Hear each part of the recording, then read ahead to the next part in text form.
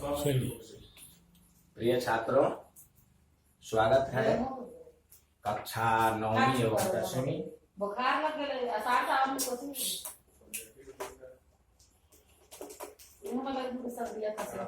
कक्षा 9वीं एवं 10वीं संस्कृत व्याकरण घटिका काल निर्देश प्रकरण भाग 2। इसके पहले एक क्लास में हम पहले भाग में पूर्ण समय और सवा के लिए क्लास पढ़ाए थे। आज हम सार्ध और पादोन समय के बारे में बताने जा रहे हैं। सार्ध का मतलब होता है आधा और पादोन का मतलब होता है पौन। इस तरह से सार्ध का परिभाषा है अर्धेन सहितः इति सार्ध, अर्थात पूर्ण समय जब अपने अर्ध भाग को भी अपने साथ ले लेता है उसे सार्ध कहते हैं। पूर्ण समय अर्थात जब कोई एक घंटा में हम आधा घंटा और जोड़ देते हैं उसी को हम कहते हैं सार्ध। अर्धेन सहितः इति सार्ध, अर्थात पूर्ण समय जब अपने अर्ध भाग को भी अपने साथ ले लेता है तो उसे हम सार्ध कहते हैं। सार्ध का मतलब 1.5 और 2.5 दोनों होता है, लेकिन 2.5 के लिए साधकम संस्कृत का एक शब्द आता है, लेकिन हम लोग या अधिकांश अनुवाद में हम लोग सार्ध से ही 2.5 और 1.5 का काम चला लेते हैं। अब हम घटिका पर देखेंगे। पूर्ण समय यानी कि इस घड़ी में 12 बज रहा है। अब हम और ये भाग 2 वाला में बज रहा है कितना, तो 12 यानी 12:30, यानी कि पूर्ण समय 1 घंटा और इधर आधा घंटा। जब हम इस दोनों को मिला देते हैं तो यहाँ बचता है कितना, तो 12:30। इसी तरह से सार्ध समय यानी 1 घंटा प्लस आधा घंटा को हम सार्ध समय कहते हैं। अर्थात पूर्ण समय जब अपने अर्ध भाग को भी अपने साथ ले लेता है तब हम उसे सार्ध कहते हैं। और एक बात ध्यान रखिएगा, सार्धकम जो होता है 2.5 के लिए होता है, लेकिन सार्ध से ही हम लोग का काम चल जाता है। अब यहाँ इस तरह से 1:30 बजा, 2:30 बजा, 3:30, 4:30, 5:30, 6:30, इस तरह से 12:30 तक हम संख्या लाते हैं।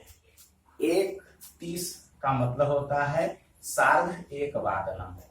ठीक इसी तरह से 2:30 का सार्ध द्विवादनम, 3:30 का सार्ध त्रिवादनम, 4:30 का सार्ध चतुर्वादनम, 5:30 का सार्ध पंचवादनम, 6:30 का सार्ध षटवादनम, 7:30 का सार्ध सप्तवादनम, 8:30 का सार्ध अष्टवादनम, 9:30 का सार्ध नववादनम और 10:30 का होता है सार्ध 10 वादनम, 11:30 का सार्ध 11 वादनम और 12:30 का सार्ध 12 वादनम।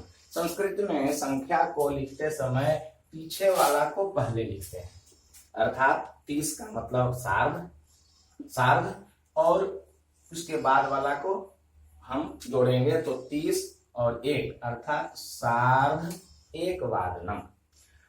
इस तरह से जब हम इसका वाक्य में प्रयोग करेंगे तो एक हिंदी का वाक्य है कि 1:30 बजे रमेश आता है। अब हम संस्कृत जब बनाएंगे तो 1:30 ये संख्या बता रहा है 1:30 का, तो सार्ध 1 वादने, वादनम से वादने में प्रयोग करते हैं। जब हम वाक्य में वादन को लिखते हैं तो वादने हो जाता है, तो सार्ध 1 वादने रमेश आगच्छति। दूसरा उदाहरण है कि 4:30 ऐसे बोला जाता है, लेकिन सीधे हम लोग 4:30 बोलते हैं। तो 4:30 यानी 4:30 बजे तनुजा घर जाती है, तो सार्ध चतुर्वादने तनुजा गृहम गच्छति। इस तरह से ये सार्ध समय की जानकारी हमने दी। अब पादोन समय की जानकारी देने जा रहे हैं। चौथा और अंतिम काल निर्देश प्रकरण पादोन समय। पादोन समय का मतलब होता है पूर्ण कालात एक पादः ऊन इति पादोना, अर्थात पूर्ण समय से एक चरण कम, पूर्ण समय से एक चरण कम को हम पादोन समय कहते हैं। प्रचलित भाषा में पौने या पौना भी कहते हैं। अब यहाँ देखिए पादोन निर्देश का टाइम, ये 12 और 9 के बीच में, जब छोटी सुई 12 पर और बीच वाली सुई यानी मंझली सुई 9 पर रहेगा तो इसको हम पादोन कहेंगे, यानी पौना। अब यहाँ देख लीजिए स्पष्ट है ये। अब इस घड़ी में अभी 12:15 हो रहा है, 12:15 अर्थात 12 से एक पाद कम।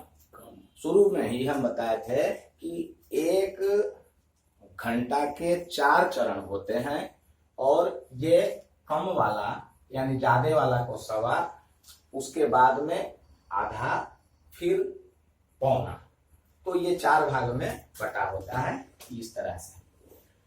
तो यहाँ 12 से मतलब कम है एक पाद, यानी कि 1 घंटा के 4 पाद होते हैं। अगर 60 मिनट का 1 घंटा होता है तो 15-15 मिनट का एक पाद होता है। तो यहाँ पूर्ण कालात एक पादः ऊन इति पादोना, पूर्ण कालात एक पादः ऊन इति पादोना, मतलब हुआ कि पूर्ण समय से एक चरण, चरण का मतलब होता है पाद, तो एक चरण कम पादोन समय कहलाता है। इस तरह से हम लोग देख लिए कि पौना यानी कि एक पाद कम का टाइम। अब यहाँ काल निर्देश देख लेंगे कि 12:45 को हम यानी कि पादोन एक वादनम कहेंगे। ठीक है, उसी तरह से 1:45 को पादोन दुई वादनम और 2:45 को पादोन त्रिवादनम। इस तरह से 11:45 को पादोन एकादश वादनम कहेंगे। अब इस तरह से हम पूर्ण वाक्य बनाएंगे। एक वाक्य है, हाँ, द्वादश वादनम, पूर्ण पादोन द्वादश वादनम हो जाएगा 11:45 को।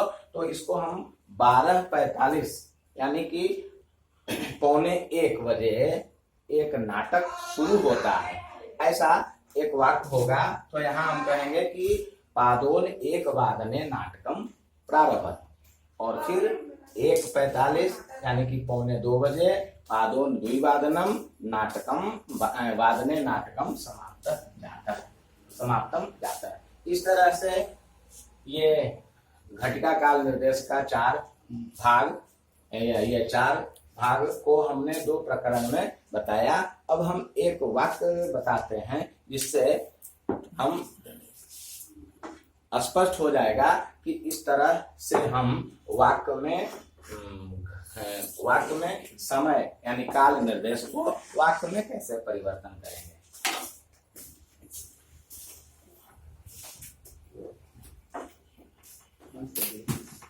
बंद कर लो सर। उपयुक्त पाठ के आधार पर हम 2 उदाहरण दे करके आपको बता देते हैं कि इस तरह से ऐसे हम वाक्य पूर्ति करेंगे। प्रश्न है, विद्यालय से समय सारणी उचित समय वाचक पदई पूरयित्वा लिखा, अर्थात विद्यालय के समय सारणी को हम उचित समय वाचक पद से पूरा करेंगे। ये पहला वाक्य है कि 7:30 प्रातः, दूसरा उदाहरण है 10 बजे प्रातः, 10:15 प्रातः और फिर 12:45 मध्याह्न। 7:30 प्रातः से हम वाक्य में ये समय सारणी को हम शब्द में बदल करके हम खाली स्थान को भरते हैं। एक इस तरह का प्रश्न होता है। तो प्रातः 7:30 यानी 7:30 बजे प्रार्थना। अब हम इस 7:30 को अभी हम बताए थे, जब आधा हम करते हैं तो सबसे पहले आधा को लिखते हैं और फिर पूर्ण काल को लिखते हैं। तो यहाँ 7:30 से हम पूरा वाक्य करते हैं। पूरा वाक्य बन गया और पूरा वाक्य यानी 7:30 जो ये समयवाचक जो शब्द है इसको हम शब्द में लिख दिए तो सार्धशब्द हो गया। ठीक इसी तरह से प्रातः अर्धावकाश यानी हम लोग लंच अंग्रेजी में इसको कहते हैं लंच टाइम या फिर टिफिन भी कहते हैं, इसको हम संस्कृत में अर्धावकाश कहते हैं। तो 10 बजे प्रातः अर्धावकाश का ये 10 बजे को हम शब्द में जब करेंगे तो सीधे 10 वादने 10 और प्रातः 10 वादने। तो इस तरह से हम इसको पूरा कर लेंगे। तीसरा वाक्य है ये 10:15 प्रातः वादने पंचमः कालांश। कालांश पीरियड का संस्कृत होता है, जैसे हम लोग first period, second period, third period कहते हैं, हम उसको संस्कृत में कालांश कहते हैं। तो 10:15 प्रातः वादने पंचमः कालांश यानी कि 10:15 बजे 5वीं क्लास। तो सपाद 10 वादने, सपाद 10 वादने। और अंतिम चौथा 12:45 अर्थात 12:45 मध्याह्ने वादने पूर्ण अवकाश अर्थात 12:45 बजे पूरी छुट्टी स्कूल का। तो हाँ, तीसरा हो गया 12:45 मध्याह्ने पूर्ण अवकाश अर्थात 12:45 मध्याह्ने अर्थात मध्याह्ने पादोनैक। 12:45 को हम 12:45 कहते हैं हिंदी में। तो 12:45 यानी 12:45, तो यहाँ कर देंगे क्या, मध्याह्ने पादोनैक वादने, पादोनैक वादने।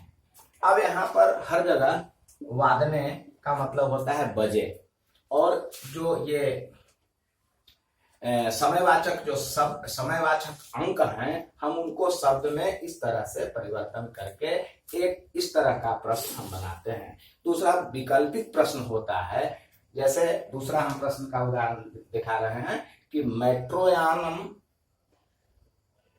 9 बजे पाटलिपुत्र में मेट्रो स्थान पर रुकता है। यानी कि 9 बजे मेट्रो यान 9 बजे पटना के मेट्रो स्थान में रुकता है। तो यहाँ 9 का 9 होगा यानी 9 वादने, यहाँ लिख देंगे सीधे 9। अब इस विकल्प में से अवसद 4 विकल्प होता है, इसमें जो सही है उसमें हम टिक लगा देते हैं या फिर इसको रिक्त स्थान में लिख देते हैं। और दूसरा उदाहरण है कि एतत् 10:15 यानी 10:15 बजे पटना साहिब स्थानम आगच्छति। ये जो मेट्रो यान है 10:15 बजे यानी 10:15 बजे पाटलिपुत्र स्थान में, यह पटना साहिब स्थान पर आती है। तो यहाँ हम क्या करेंगे इसको कि 10:15 अर्थात सपाद 10 वादने, यहाँ लिख देंगे सपाद